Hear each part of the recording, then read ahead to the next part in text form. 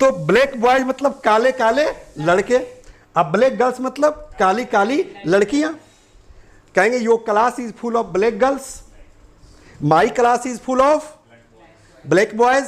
कहेंगे no sir, my class is full of beautiful girls. चलो ये भी जान लो, ब्यूटीफुल गर्ल्स मतलब सुंदर सुंदर लड़कियां। तो कह सकते हैं ना कि no sir, my class is not full of black girls, on the contrary my class is full of beautiful girls. यानी कि मेरी क्लास सुंदर सुंदर लड़कियों से भरा हुआ है। The first step towards achieving your dreams is having the right coach.